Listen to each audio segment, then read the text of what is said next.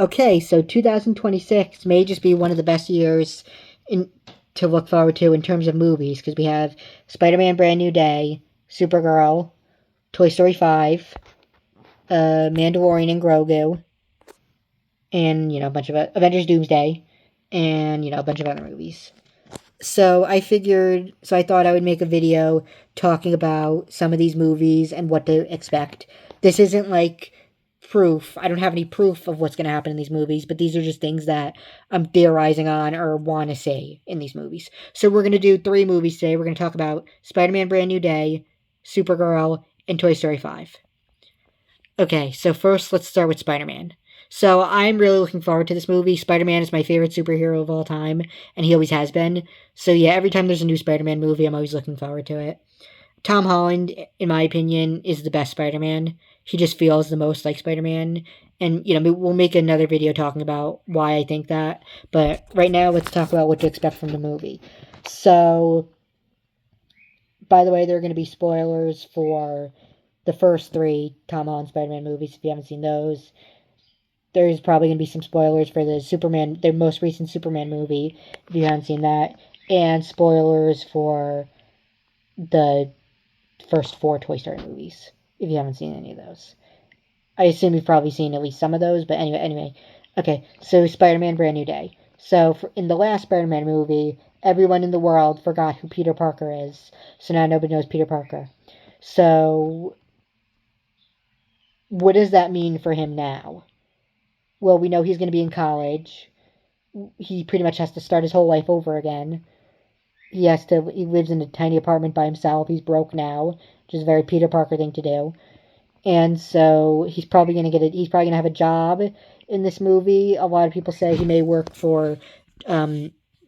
Jonah Jameson at the Daily Bugle, but I don't think that'll be. And yeah, maybe, but I don't think that'll be the only thing he's gonna do. I think because there's actually behind the scene footage of Peter wearing a shirt at Mr. Delmar's, and if you don't remember, Mr. Delmar was the guy who ran the deli in Spider-Man: Homecoming, and Peter, he was like a family friend of Peter. But now Mr. Delmar doesn't remember Peter, so he's gonna be working for the guy who he used to know personally, but now he doesn't remember him. So that's gonna be interesting. And this is going to be like a street level Spider-Man movie, like in the comics, which is good because I think that's always when Spider-Man's at his best, when he's just like fighting criminals on the street and saving people and stuff. So that's good. I'm glad they're not doing any more multiverse stuff for now because it got annoying after a while. But yeah, so Peter may work at the Daily Bugle, but the thing about the comics, I don't think Peter was ever like an official employee at the Daily Bugle. He would just show up with pictures of Spider-Man and then they would pay him.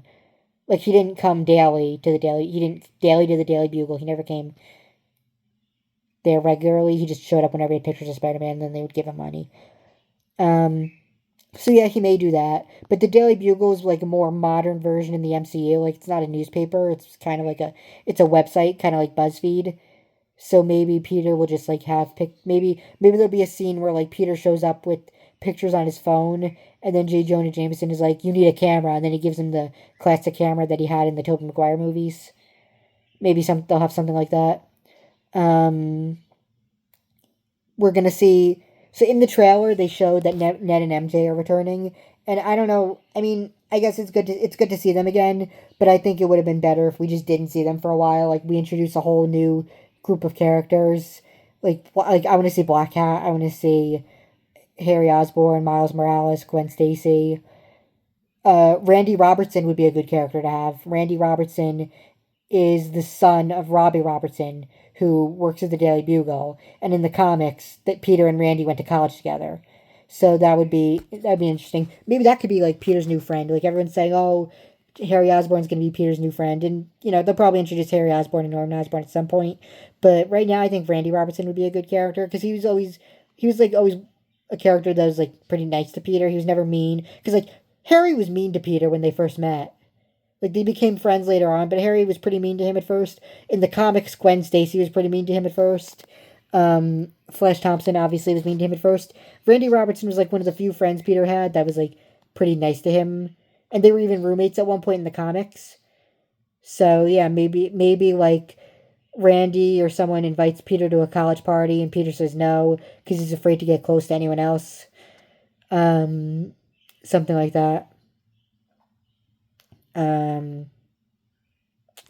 the villain for the story, personally, I want to see um, Tombstone. And so there's one YouTuber, I forgot their name, but they came up with the idea where like Tombstone is experimenting on people and giving them animal powers, and that's where Black Cat, Scorpion, Rhino, and all these other animal themed villains come from. And I really like that idea, so I hope they do something like that.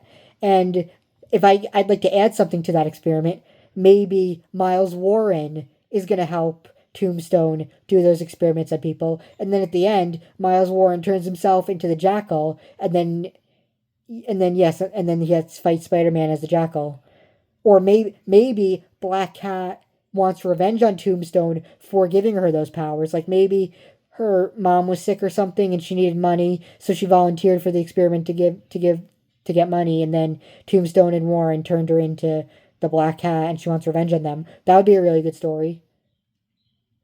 Um, Yeah, something like that. So hopefully, I don't know. I want this to feel like a comic book movie. Like the most recent Superman movie and the most recent Fantastic Four movie had comic book feels to them. They feel like classic comic books. So I hope we get something like that with Spider Man, because this is a good opportunity to make Spider Man his own superhero instead of just like Iron Man's sidekick. Because the Spider Man movie, like Peter always kind of felt tied. At least in Homecoming, he felt tied to Iron Man, and that's not who Spider Man is. Like I like the mentorship between Tony and Peter, but Spider Man isn't just Iron Man's sidekick. Spider Man is Spider Man. In fact, Spider Man comics came out before Iron Man comics.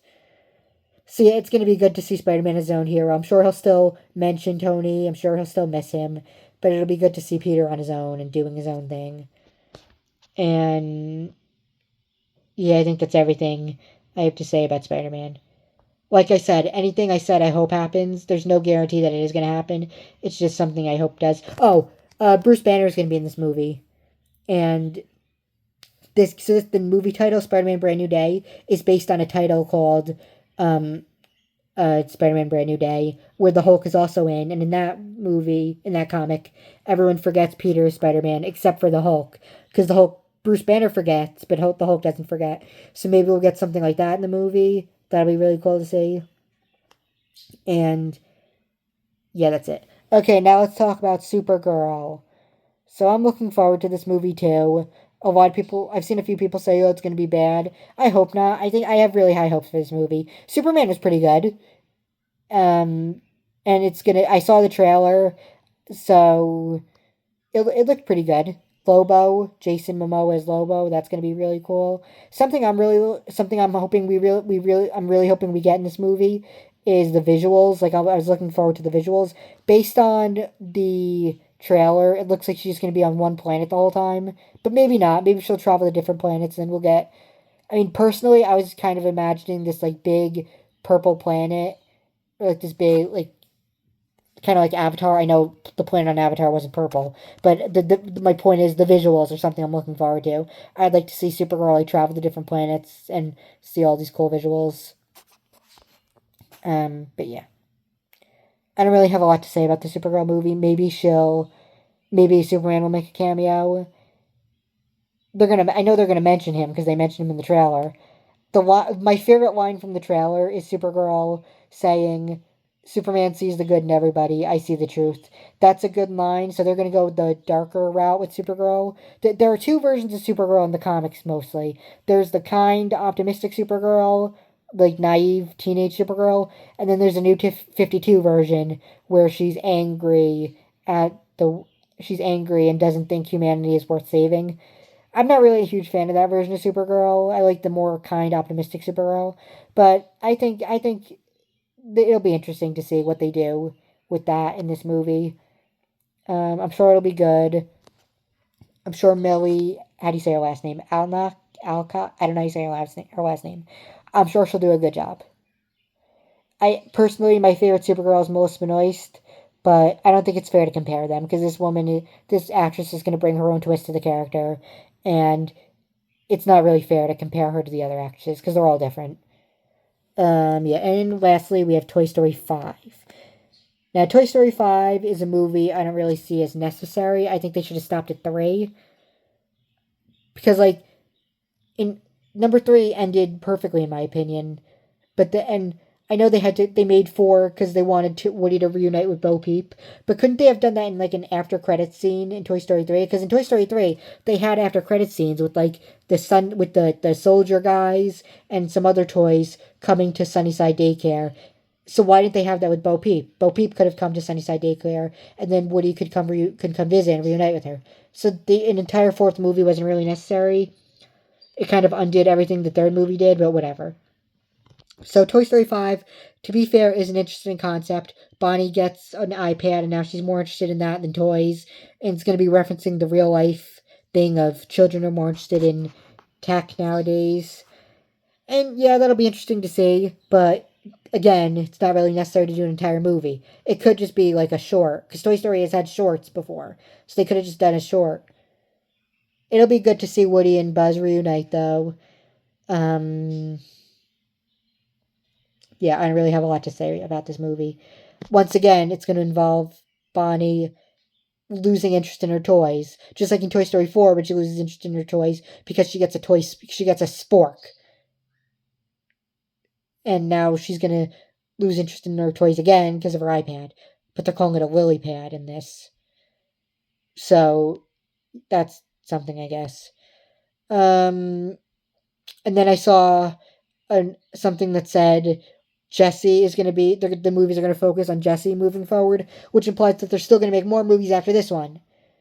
The Incredibles has only gotten 2 movies. Finding Nemo has only gotten 2 movies. Monsters Inc. has only gotten 2 movies. Toy Story has gotten 5 movies. Like, do some more original stuff. Like, Coco was really good. Hoppers was decent. Do some more original movies. Um, it also, they're making Coco 2 in a few years, which I see as unnecessary. I thought 1 ended perfectly. Like, make Incredibles 3, make a third Finding Nemo, I think they're making a third Monsters Inc. Like, focus on that. Like, stuff, I don't know. Um, yeah, so that's pretty much all I have to say. Out of all 3 of these, I'm looking forward to Spider-Man Brand New Day the most. And then second, I'm looking forward to Supergirl. And then third, I'm looking forward to Toy Story. Which one of these movies are you looking for? I'll make another video later on in the year talking about The Mandalorian and uh, uh, Avengers Doomsday. But yeah, which movie are you looking forward to the most? What do you expect from it? What do you want to see? What do you not want to see? Talk about it in the comments, and see you next time. Bye.